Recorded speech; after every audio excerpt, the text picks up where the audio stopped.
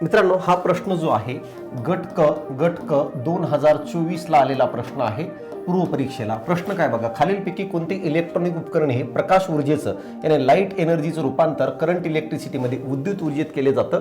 प्रश्नाचे ऑप्शन आहेत फोटोव्होल्टाईक diode, photo diode, LED आणि टनेल डायोड. या प्रश्नाचं उत्तर पहिलं आहे फोटोव्होल्टाईक डायोड. हे फोटोव्होल्टाईक डायोड असतो, यामध्ये यालाच आपण सोलार सेल म्हणतो, यालाच आपण दुसरं नाव सोलार सेल म्हणून ओळखत असतो.